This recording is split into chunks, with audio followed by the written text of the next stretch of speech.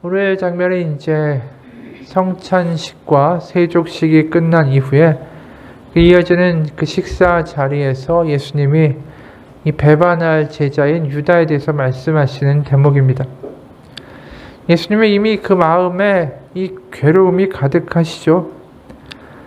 심령이 괴로워 증언하여 이르시다 이렇게 말씀하시는 이 대목에서 이미 그 예수님이 얼마나 이 십자가에 대한 생각으로 가득 차 계시는가 우리는 이제 알게 되죠. 그리고 또 그 십자가에 매달리시는 일의 계기를 만드는 것이 배반할 제자 때문이다 라는 것도 알고 계시는 것입니다. 너희 중 하나가 나를 팔 것이다 이 말에 제자들은 이제 동시에 이게 무슨 이야기지 갑자기 이 당황해 할 수밖에 없죠. 그리고 서로에게 눈치를 주면서 누구인지를 예수님께 여쭤보라고 서로에게 이제 눈치를 줍니다. 결국 이제 요한이 묻죠. 주여 누구니까? 그랬더니 예수님이 떡을 적셔서 줄 때 받는 자가 바로 배반자 그다 하면서 이제 유다에게 주시죠. 근데 사람들은 이제 전혀 예상하지 못합니다. 게다가 심지어 네가 하는 일을 속히 하라 라고 하실 때도 알아들을 수가 없죠. 사실은 예수님이 떡을 떼어서 주실 때 보통 그 당시에는 다 떡을 그냥 먹는 게 아니라 포도주나 이런 데 적셔서 먹었으니까 예수님이 그걸 유다에게만 주고 딴 사람 안 줬다라는 의미는 아니에요. 그러다 보니까 사람들이 그 다른 제자들을 주면서 말을 하시면서 이제 그 유다에게 주실 때 이 대목이 걸리니까 그게 꼭 유다라고 생각하지 않은 거죠. 게다가 네가 하던 일을 속히 하라라는 말은 특히 유다가 이 똑똑한 사람이었기 때문에 또 돈을 관리하던 사람이었기 때문에 예수님이 분명히 이 유월절이 다가오는데 뭔가 하실 일이 있으니까 유다에게 특별한 일을 맡기신 것이 아니었을까라고 오히려 여겼다라는 것입니다.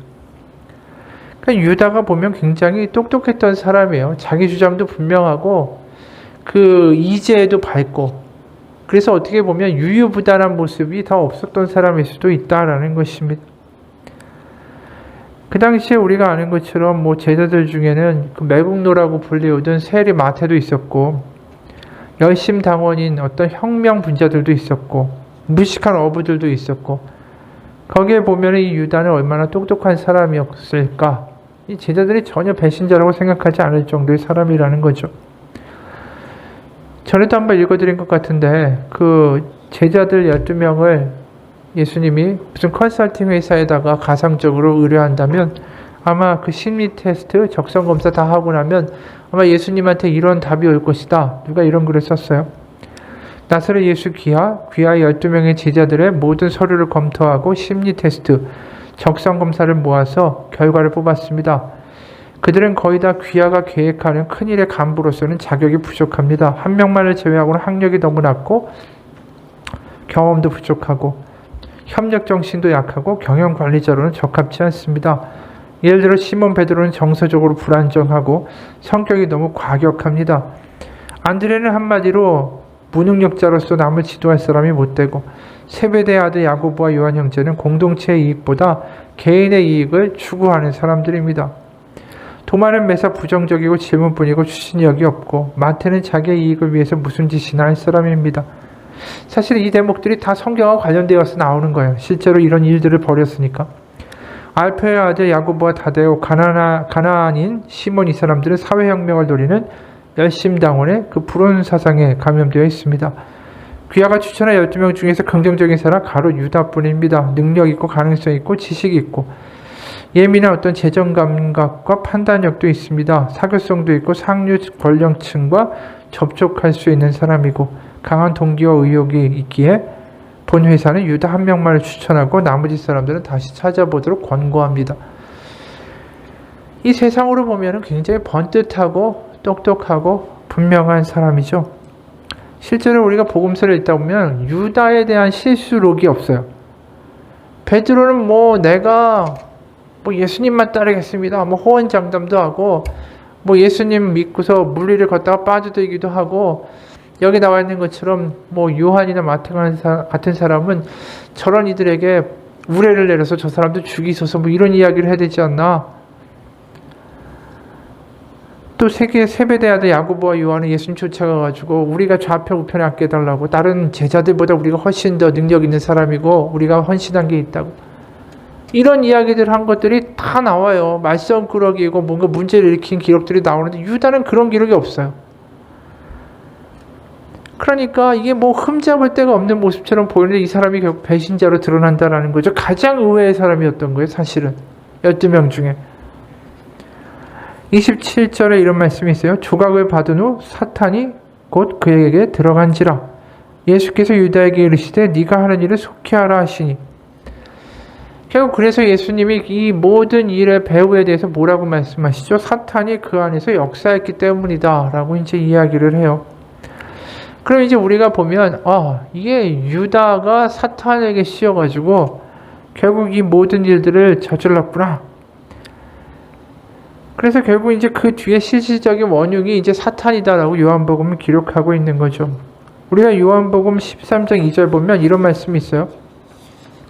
오늘만 나온 게 아니에요. 마귀가 벌써 시몬의 아들 가룟 유다의 마음에 예수를 팔려는 생각을 넣었더라. 그러니까 지금 이 배우가 결국 사탄에 씌어서 사탄이 뭔가 조작을 해서 계속해서 이 유다를 갖다가 흔들었다. 이런 것들을 13장 초반부터 지금까지 계속해서 보게 되죠. 그러면 유독 가룟 유다만 사탄에 이 홀라당 넘어가서 이런 일을 벌였을까? 근데 우리가 마귀가 역사하는 대상이 가룟 유다만 아니다라는 것을 보게 돼요. 요한복음 8장 44절. 예수님이 유대인들한테 이렇게 이야기하시죠. 너희는 너희 아비 마귀에게서 났으니 너희 아비의 욕심대로 너희도 행하고자 하느니라. 그는 처음부터 살인한 자요 진리가 그 속에 없으므로 진리가 서지 못하고 거짓을 말할 때마다 자기 것으로 말하나니 이는 그가 거짓말쟁이요 거짓의 아비가 되었습니다. 이 요한복음에서 보면 결국 이 마귀에게 휘둘리고 있는 것은 가룟 유다뿐이 아니라 그 당시에 똑똑하다고 하는 바리새인, 특히 서기관, 얼마나 똑똑하고 얼마나 이 경건하다라고 금식하고 11조하고 그런 사람들 아니겠어요? 근데 그 사람들이 결국 그들의 아비가 마귀라고 예수님이 이야기하시는 것을 우리가 보게 된다라는 것이죠. 그러니까 지금 요한복음에서 보면 계속해서 마귀나 사탄에서 흔들리는 이들은 다 의외의 사람들이에요. 다 똑똑한 사람들이고 공부도 많이 한 사람들이 지금 이러한 상황이 벌어지고 있다라는 거죠. 요한복음 6장에 보면 이런 말씀도 있어요. 요한복음 6장에 오병이어 사건이 있고 예수님이 나의 살을 먹으라고, 나의 피는 음료다라고 말씀하시고 내 이 살이 결국 이제 내가 생명의 떡이다라고 말씀하시고 이런 이야기를 하시니까 사람들이 듣고서 이게 뭔 소리야 하고 예수님을 떠나가기 시작해요. 요한복음 6장 60절부터 64절. 제자 중 여럿이 듣고 말하되 이 말씀은 어렵도다. 누가 들을 수 있느냐 한데 예수께서 스스로 제자들이 이 말씀에 대하여 수군거리는 줄 아시고 이르시되 이 말이 너에게 걸림이 되느냐? 그러면 너희는 인자가 있던 곳에 것으로 올라가는 것을 본다면 어떻게 하겠느냐? 살리는 것은 영이니 육은 무익하니라. 내가 너에게 이른 말은 영이요 생명이라. 그러나 너희 중에 믿지 아니하는 자들이 있느니라 하시니 이는 예수께서 믿지 않은 자들이 누구며 자기를 팔 자가 누구인지 처음부터 아심이로라. 그러니까 지금 요한복음에서도 이런 이야기를 하시니까 이 사람들이 지금 이해가 안 간다라는 거예요. 자신들이 알고 있는 지식과 판단에 따르면 예수님이 하는 이야기는 전혀 이해가 안 가는 이야기다. 그러면서 그 사람들이 믿지 않고 떠나갈 때 예수님이 이런 이야기 하시잖아요. 64절에 보면 믿지 않은 자들이 누구고 자기를 팔 자가 누구인지 처음부터 아심이로라. 결국 이 맥락에서 보면 이 예수님을 팔 자는 결국 뭐냐면 믿지 않는 자. 결국은 예수님을 말씀에 대하여 믿지 않고 신뢰하지 않고 결국 그것이 예수님을 파는 사람들이고 그게 유다고 결국 마귀에게 모두 동조하는 사람들은 예수님의 말씀에 대하여 전혀 믿음이 없는 사람들이다라고 요한복음 얘기하고 있는 거죠. 그러니까 이 이야기가 지금 복잡하게 들리지만 결국 간단하게 말하면 이거예요. 우리 마음 안에 예수님이 있지 아니하면 우리는 마귀에게 우리의 마음을 내줄 수 있는 사람들이 될 수 있다라는 거죠. 뭐든지 공백이 없어요. 내 마음에 텅 빈 상태로 있을 수 있다. 그런 사람이 없습니다. 예수님이 계시든지 아니면 다른 게 우리를 점령하든지 둘 중에 하나지 우리의 마음이 빈 상태로 있는 경우가 없어요. 여기에 보면 결국 예수님이 결국 이 6장 66절에 이런 말씀하시죠. 그때부터 그의 제자 중에서 많은 사람이 떠나가고 다시 그와 함께 다니지 아니하더라. 예수님께서 12제자에게 이르시되 너희도 가려느냐. 그러니까 시몬 베드로가 주여 영생의 말씀이 주께 있사오니 우리가 누구에게로 가오리까. 우리가 주는 하나님의 거룩한 자이신 줄을 믿고 알았사옵나이다. 예수께서 대답하시되 내가 너희 12를 택하지 아니하였느냐. 그러나 너희 중에 한 사람은 마귀니라. 이 말씀은 가롯 시몬의 아들 유다를 가리키심이라. 그는 12 중에 하나로 예수를 팔자로라. 결국 여기 베드로가 하는 말이 되게 의미심장해요. 우리가 영생의 말씀이 여기 있으니까 어디에 떠나겠느냐라는 거예요. 그러니까 말씀 안에 있겠다라는 거죠. 그래도 자기들이 부족하고 하나님의 아들 예수님이 무엇을 하시려는지 다 알지 못한다 할지라도 우리 머물겠다. 예수 안에 있겠다. 그 이야기를 하는 거고 아닌 사람들은 떠나갔다라는 이야기예요. 결국 우리는 이 모든 마귀라고 지금 사탄이라고 이야기하는 것을 다른 말로 이야기하면 결국 말씀에 결국 사로잡혀서 그 말씀이 그들의 삶을 이끌어가느냐 아니냐가 결국은 사탄에 끌려가느냐 세상에 끌려가느냐 그 이야기를 하는 기준이 되고 있다는 것을 계속해서 보게 돼요. 그러니까 말씀에 사로잡혀 사는 삶, 그 삶이 지금 굉장히 중요하다라는 거죠. 그게 빛에 거하는 삶이다라고 요한복음은 다르게 표현하고 있는 거예요. 요한복음 1장 보면 1장 1절 태초에 말씀이 계시니라. 이 말씀이 하나님과 함께 계셨으니 이 말씀은 곧 하나님이시니라. 그가 태초에 하나님과 함께 계셨고 만물이 그로 말미암아 지은 바 되었으니 지은 것이 하나도 그가 없이는 된 것이 없느니라. 그 안에 생명이 있었으니 이 생명은 사람들의 빛이라. 빛이 어둠에 비치되 어둠이 깨닫지 못하더라. 결국 이 요한복음 1장의 언어로 오늘의 사건을 표현하면 뭡니까? 가룟 유다와 바리새인들은 어둠에 있는 사람들이고 말씀에 그래도 붙들려 머물려고 하는 사람들은 빛에 거하는 사람들이다. 이렇게 나눌 수가 있겠죠. 실제로 오늘 보게 되면 이 가룟 유다가 떠난 시간이 언제라고 이야기하죠? 30절 유다가 그 조각을 받고 곧 나가니 밤이로라. 이 굳이 밤이라는 이야기를 한 이유가 그거예요. 어둠에 속한 자더라 그는. 빛이 아니라 어둠에 있더라. 우리가 빛과 어둠이다라는 게 결국 창세기의 이야기로 연결될 수밖에 없잖아요. 요한복음 1장이 태초에 말씀이 계시니라. 이게 지금 태초의 이야기를 하잖아요. 창세기의 이야기를 요한복음에서 다시 쓰고 있는 것이죠. 창세기 1장에서 가장 주된 주제가 뭐냐면 빛이에요. 빛과 어둠이에요. 혼돈과 깊은 흑암 가운데 세상에 있을 때 빛이 있으라 하면서 창조가 시작이 되는 것이죠.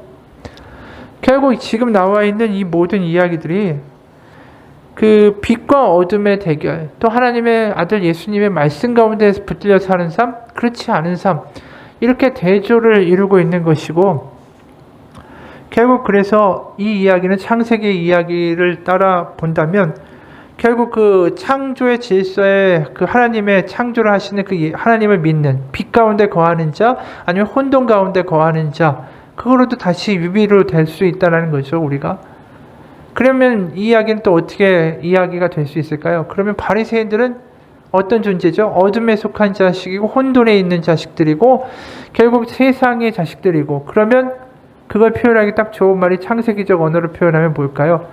뱀의 자식들이라는 거예요. 뱀. 우리가 아담과 하와가 결국 타락하게 되었을 때 그 계기를 준 것이 뱀 아니에요? 뱀.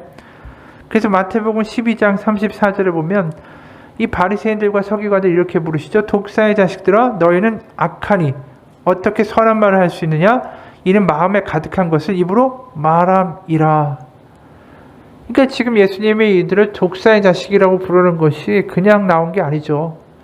결국 창세기에 나와 있는 그 창조를 무너뜨린 자가, 창조를 훼손한 자가 결국 뱀이니까, 결국 어둠에 있는 자들이니까 이 모든 맥락이 이제 이렇게 나오는 거죠. 그럼 예수님은 뭐예요? 에덴 동산에서 망가진 인류를 다시 회복시키려고 하시는데 그것에 대해서 또 지금 방해하는 게 누구냐? 뱀이라는 거예요. 뱀이 누구죠? 바리새인이라는 거죠. 그러니까 바리새인 같은 사람들, 그 당시에 똑똑한 사람들, 이게 다 어둠에 있는 자들이고 뱀이고 결국 마귀나 흑암의 권세들을 따라자는 사는 존재들이다. 이렇게 이제 정의를 할 수 있다라는 것입니다. 그래서 오늘 30절에 유다가 그 조각을 받고 나가니까 밤이다, 어둠이다. 이게 다 같은 맥락이라는 거죠. 요한복음 12장에 보면 이런 말씀도 있어요. 35절에 아직 잠시 동안 빛이 너희 중에 있으니 빛이 있을 동안에 다녀 어둠에 붙잡히지 않게 하라. 이게 무슨 황당한 이야기인가, 예수님이. 근데 이 이야기가 지금 무슨 이야기인지 아시겠죠? 빛이 너희 중에 있으니 빛이 있을 동안에 다녀 어둠에 붙잡히지 않게 하라. 결국 이 유다나 바리새인들이나 그 당시에 너무 똑똑한 사람들인데 왜 어둠에 빠지게 됐을까? 그리고 왜 사탄에게 시달리게 됐고 왜 새로운 창조를 하시려고 하는 하나님의 역사에 대하여 반대하는 사람들이 됐을까? 그건 우리가 아는 것처럼 예수님이 자신들이 만드는 세상의 질서에 맞지 않게 행동하기 때문이죠. 그리고 유다에게 바라는 건 뭡니까? 로마를 물리치고 유다에서 새로운 다윗의 왕국을 회복하셔야 되는데 자꾸만 자기가 죽는다. 제사장과 서기관들에게 고난을 받고 죽을 거다. 이런 이야기가 유다에게 어떻게 들렸을까요? 이 무책임하게 들렸을 거예요. 자신이 모든 것을 걸고 예수님 쫓겠다고 나섰는데 그런데 그 자신의 헌신과 노력에 대하여 배반하고 있는 거잖아요. 이 예수님이라는 분이. 그러니까 예수님이 자기를 버리기 전에 자신이 예수님을 버려야 된다라고 먼저 생각했겠죠. 결국 바리새인들이나 유다나 결국 뭐냐면 자기 생각이 더 중요한 거예요. 지금 말씀에 자신이 사로잡혀 사는 삶이 아니라 자신의 생각과 자신의 세상이 너무나도 완가해서 그것대로 살아가려고 하는 사람들이라는 거죠. 그게 어둠인지도 모르는데 그게 진리라고 생각하면서 이게 진짜 빛이다. 가짜 빛을 진짜 빛이라고 생각하고 그것을 따라 자신의 삶을 살아가는 사람들이 결국은 이 문제를 일으키고 있는 거예요. 맞죠? 우리가 하나님의 말씀에 사로잡혀 살면은 우리 마귀나 사탄들이 우리를 흔들래야 흔들 수가 있겠어요. 결국 이게 하나님의 말씀, 이게 맞아. 뭐라고 해도 상관없어. 이게 답이야. 이렇게 가는 사람하고 자기 생각이 막 많은 사람한테는 한 단만 건드리면 돼. 야, 그거 맞다고 생각하니? 아니면 갑자기 무슨 일을 툭 일으켜가지고 야, 이렇게 하니까 이렇게 하면 안 되겠지? 불안하지 않아? 흔들어 버리는 게 너무 쉬운 거예요. 한마디로 자신의 생각과 자신의 뜻이 너무나도 완고한 사람들, 이 사람들이 어떻게 보면 지금 유다와 같은 모습으로 살아가고 있는 것이죠. 전에도 여러 번 이야기했지만 이 하나님의 뜻을 따르는 게 아니라 자신의 뜻을 따르는 사람들의 모습이 딱 이거 아니겠어요? 아이는 사탕을 먹을 때 이게 너무 좋은 것이다 라고 주장하고 그것을 뺏어가면 나쁘다고 막 소리 지르고 악하다고 이야기하지만 우리가 볼 때 궁극적으로 선한 것이 뭡니까? 아이한테 사탕을 먹이는 짓이 악한 거잖아요. 계속해서 좋다고 사탕 주는 게. 그러니까 내 주장이 옳다라는 게 하나님이 볼 때는 얼마나 답답한 일이겠느냐라는 거죠. 여전히 어둠 가운데 머물면서 이게 맞다라고 하나님한테 우기고 있는 게 하나님이 보실 때는 너무나도 답답한 거죠. 오히려 그러면서 하나님이 하시고자 하는 일을 방해만 해요. 왜요? 내 생각이 맞으니까. 그러니까 우리가 우리의 생각이 옳다라고 하나님 앞에서 끝까지 주장하는 것이 얼마나 어리석은 거예요. 우리 유명한 그리스의 작가 니코스 카찬, 이름이 너무 어려워요. 이 사람이 터키 그리스 작가인데 여러 수도원을 여행하던 중에 이런 일이 일어났어요. 어느 날 한 수도자를 만났는데 그가 금방 쓰러질 듯이 기진맥진해 있었대요. 그래서 물었대요. 수도사님 아직도 사탕과 씨름하고 계십니까? 너무 힘들어 보입니다. 그런데 수도사가 이렇게 대답한 거죠. 웬걸요? 사탕과의 싸움은 벌써 끝났습니다. 아니 그러면 누구와 싸우기에 그렇게 지쳐 있습니까? 수도사가 이렇게 대답하죠. 하나님과 싸우죠. 이 말에 작가가 깜짝 놀라서 다시 물었습니다. 하나님과 싸운다고요? 설마 하나님을 이길 수 있다라고 생각하는 겁니까? 수도사가 이렇게 대답했어요. 아닙니다. 저는 하나님께 지려고 싸웁니다. 그런데 하나님께 지는 게 이렇게 어렵습니다. 이게 지금 이야기예요. 유다가 하나님께 졌다면 예수님을 팔 이유가 없죠. 하나님이 어떤 방식으로 일하시든 간에 하나님의 선을 이루실 거니까. 근데 유다는 그게 용납이 안 되는 거예요. 바리새인들도 그게 용납이 안 돼요. 자신들이 생각하는 선은 자신들이 해석하는 그 말씀에 따라 말씀의 권위를 가지고 있는 어떤 그 바리새인이나 좋은 혈통의 메시아가 와서 그 율법의 말씀대로 뭔가를 이루어내야 되는 거예요. 근데 그것에 예수님이 적절치 않은 거죠. 그러니까 예수님은 가짜 메시아고 죽여버려야 되는 일이 벌어지는 것입니다. 그러니까 다 자신들의 생각, 자신들의 왕국, 그게 너무나도 강하니까 빛이 들어가지 못하는 거예요. 말씀이 들어가지 못하는 거예요. 우리가 하나님의 말씀을 전할 때 의외로 이런 일들이 있어요. 교회에서 정말 신앙생활 잘하는 것처럼 보이고 정말 착실해 보여요. 그리고 와, 저분 정말 신앙생활 잘하는구나, 믿음이 좋구나. 근데 정작 보면 믿음이 안 좋을 수 있어요. 봤더니 어릴 때부터 반짝만 했고, 어릴 때부터 부모님 말씀 잘 들었고, 어릴 때부터 뭔가 남들 눈에 보일 때 어긋난 적이 없었고, 그러니까 그게 자신이 오히려 착하고 선한 사람들이 자신들의 생각이 더 강한 거예요. 왜냐하면 항상 겉으로는 표현하지 않지만 속으로는 계속 정죄하고 있거든요. 아, 저 사람 저렇게 하니까 아, 저 사람은 너무 악해. 저 사람은 상종할 거리가 아니야. 저 사람은 저렇게 말하니까 저 사람도 저게 문제야. 그러면서 자기는 자신의 생각으로 계속해서 판단하고 정죄하면서 자기는 착실하고 선하게 살아가고 있다라고 생각하는 경우가 너무나도 많기 때문이에요. 겉으로 보면 굉장히 착실해요. 성실해요. 근데 믿음이 있는가? 아니라는 거죠. 유다의 모습하고 똑같아요. 흠잡을 데가 없어요. 바리새인도 흠잡을 데가 없어요. 그런데 문제는 심각하죠. 왜요? 자기의 생각이, 자신의 판단이 너무나도 확고해서 무너지지 않으니까.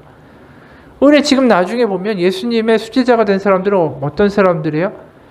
설렁설렁하고 어떻게 보면은 빈틈도 많고 엉성하기도 하고, 베드로도 그렇고 그 제자들 다 하나같이 다 모자르고 약간 띨뻥하잖아요. 근데 다 그 사람들이 결국 하나님의 제자가 되어 사도들이 됐다라는 게 놀라운 일 아니겠어요? 그러니까 우리의 생각, 내 주장이 완고할수록 그것은 하나님과 싸우고 있다라는 것이죠. 하나님께 지는 게 그렇게 어렵습니다. 저는 하나님께 지려고 싸웁니다. 이 말이 얼마나 깊은 말인지 모르겠어요. 우리도 하나님께 지려고 싸워보신 적 있으세요? 아니, 싸움조차도 안 하죠. 그냥 내 생각이 맞으니까. 우리가 하나님께 지려고 싸운다라는 말만큼 이 대단한 말이 없어요. 우리가 매일매일마다 하나님 살아가면서 하나님 믿잖아요. 그럼 하나님 때문에 지신 적이 있어요. 하나님 때문에 내가 손해보고 하나님 말씀 때문에 맞습니다. 하나님 말씀이 이러니까 제가 이렇게 합니다라고 뭔가 내 뜻과 내 생각을 꺾어본 적이 있느냐라는 거죠. 그게 우리가 하나님 앞에서 복받는 길이에요. 내 생각을 하나도 굽히지 않고 내 삶 가운데 내가 하나님 때문에 포기하고 뭔가 꺾고 결단하고 달라지고 기존에 살던 삶의 패턴과 달라진 쪽으로 가는 일들이 벌어지지 않으면 난 하나님을 믿는다고 하지만 여전히 내 방식대로 사는 거고, 여전히 내 생각대로 판단하는 거고, 내 생각대로 말하고 사는 거예요.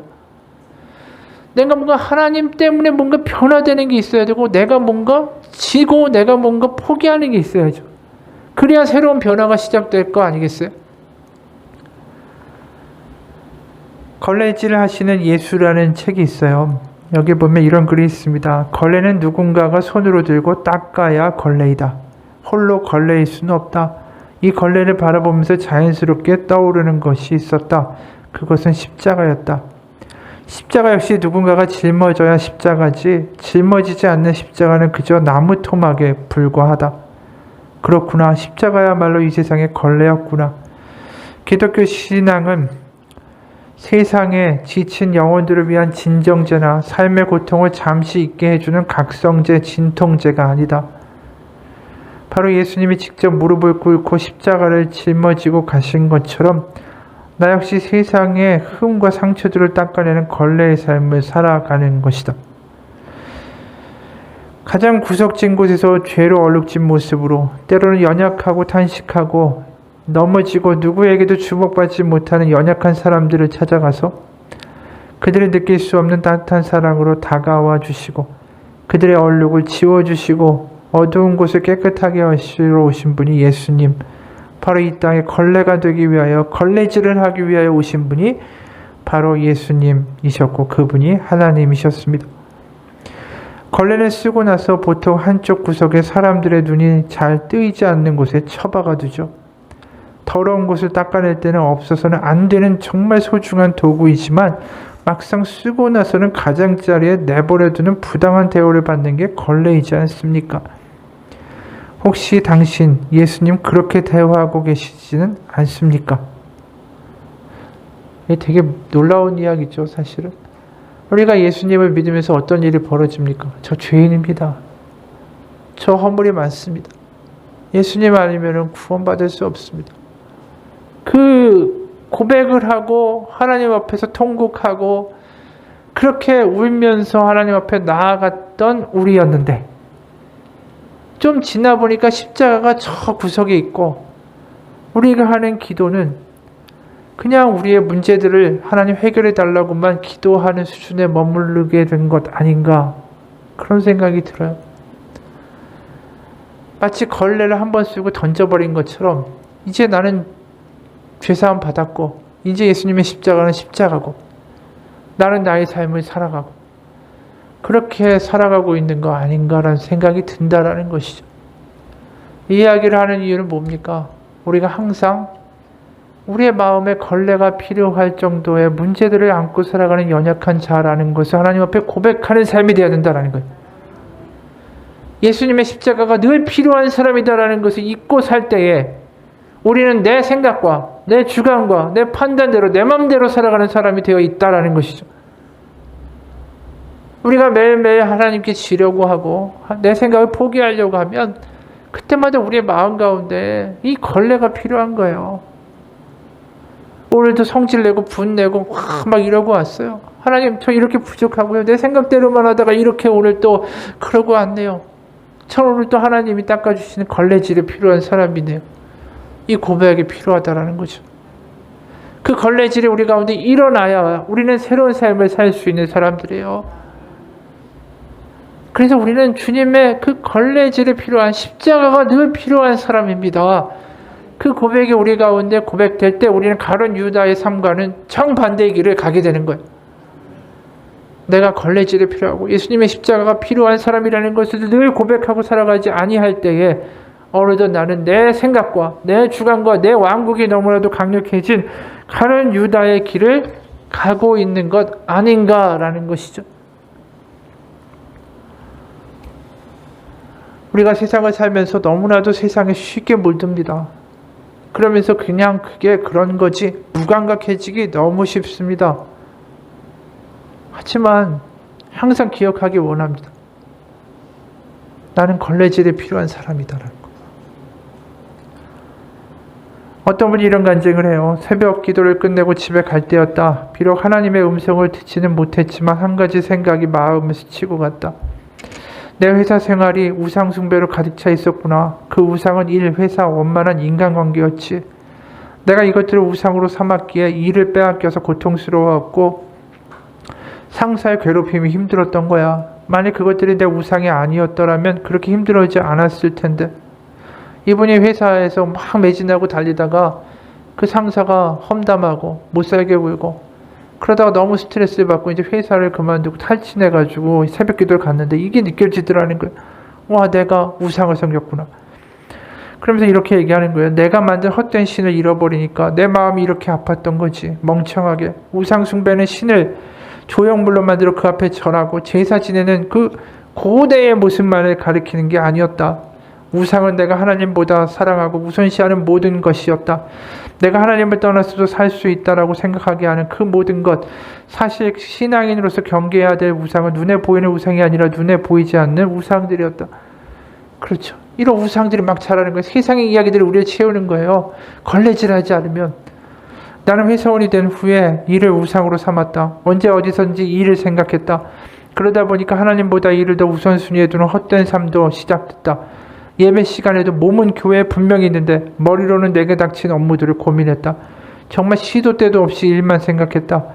급기야는 마음에서 점점 하나님을 밀어내고 일이라는 헛된 신을 두기 시작했다. 업무에서 그러나 승승장구한 이 모든 게 내가 잘나서 된 것이라고 생각하기 시작했고 예배도 대충 드렸고 점점 하나님 없이 살 수 있다라고 생각에 빠졌다. 굴지의 대기업에서 일했기 때문에 또래들보다 훨씬 높은 연봉을 받았고 먹고 싶은 거 갖고 싶은 거 마음대로 살 수 있었다. 내 친구들은 여전히 대학생이거나 졸업 후에 취업 준비를 하고 있었기 때문에 이거 역시 나를 교만하게 했고, 이 일은 달콤한 보상을 주고 나는 그 대가로 나를 바쳤다. 하나님보다 나에게 경제적 보상과 우월감을 주는 일을 더 집중하며 점점 하나님을 잊어갔다. 이스라엘 백성들이 그들을 인도한 분이 하나님이심을 잊은 것처럼 나도 하나님이 아니라 내 모든 것을 잃었다고 생각했다. 그러나 더 끔찍했던 건 주일에는 가서 온갖 착한 척을 다 했다라는 것이다.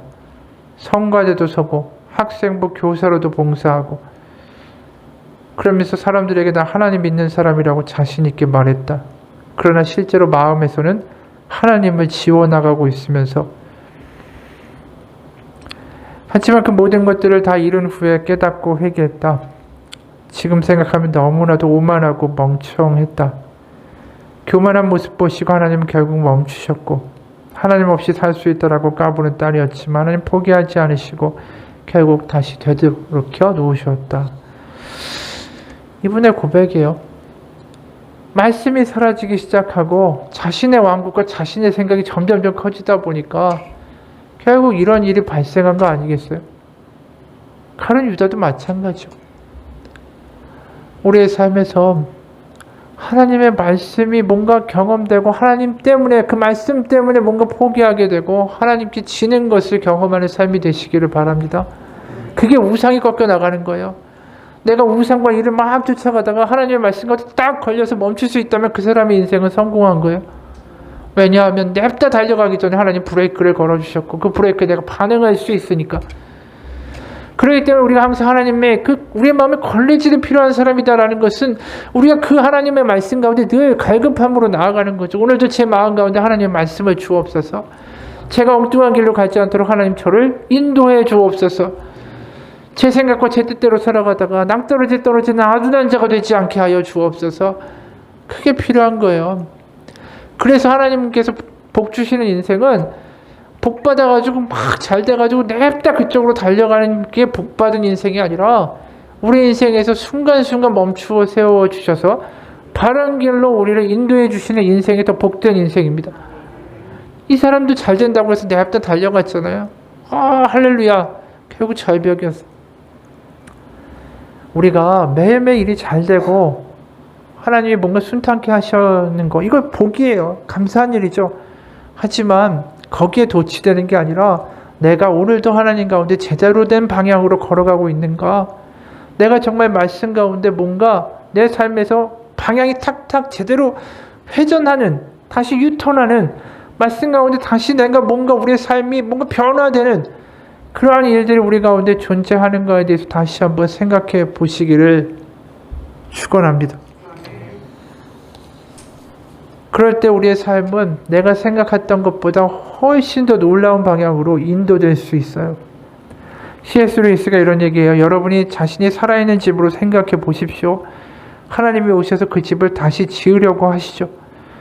처음에는 하나님이 하시는 일 이해가 될 것입니다. 하나님은 하수구를 고치고 지붕을 세는 곳에 일을 막는 등 그런 일들을 하십니다. 이런 일들은 필요한 거니까 놀랄 필요가 없습니다. 그런데 얼마 안가 갑자기 집을 마구 때려 부수시기 시작하는데 지독하게 아플 뿐 아니라 도대체 왜 이러시는지 이해할 수가 없습니다. 도대체 하나님 무슨 짓을 하고 계신 겁니까? 그런데 하나님은 당신의 생각과 다른 집을 짓고 계십니다. 이쪽에는 한쪽 벽을 새로 세우고 저쪽에는 바닥을 덧갈고 탑을 새로 올리고 마당을 만드십니다. 바로 여러분은 보기 좋은 작은 오두막집을 생각했지만 하나님은 거기서 궁전을 짓고 계셨던 거죠.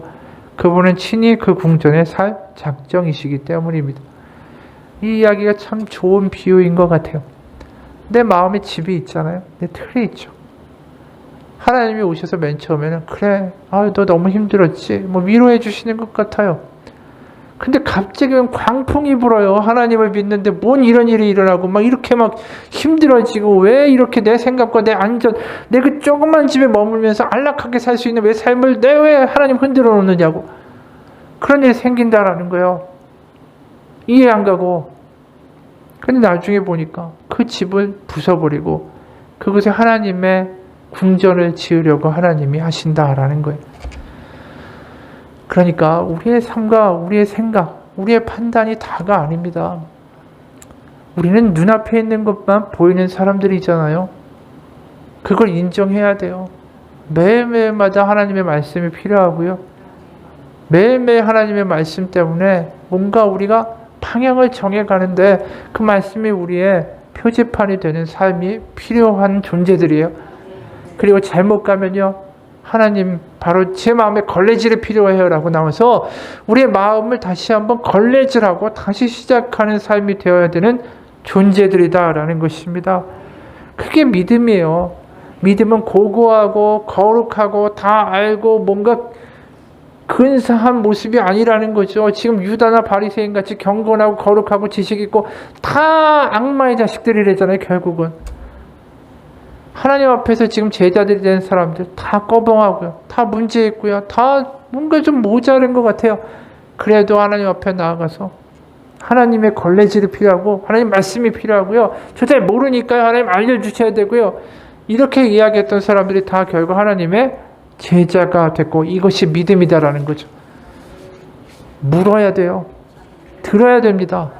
그게 제자예요. 같이 기도하겠습니다. 하나님 아버지, 오늘도 우리의 삶에서 제가 물은 적이 있었는지, 제가 하나님 앞에 말씀 가운데 목마른 적이 있었는지, 그 말씀 때문에 무엇을 하려다가 내가 멈춰선 적이 있었는지, 그 말씀 때문에 내가 나아가 누군가를 용서해 본 적이 있는지, 바로 그 말씀이 나의 삶의 그 습관적인 그 늘 똑같은 패턴들 가운데 변화를 가져왔는지 하나님 다시 한번 생각해 보게 하여 주옵소서. 오늘도 내 생각대로 살고 내 뜻대로 살고 그러면서 분노내고 짜증내고 억울해하고 우울해하고 만약에 불평 가득하다면 우리 마음 가운데 예수님의 보혈의 능력을 걸레질을 하사 그 모든 것들 깨끗하게 지우시고 우리 마음 가운데 다시 한번 하나님의 말씀에 순복할 수 있는 성령으로 충만케 하여 주옵소서. 예수님 이름 받들어 기도합니다. 아멘. 우리 같이 기도합시다.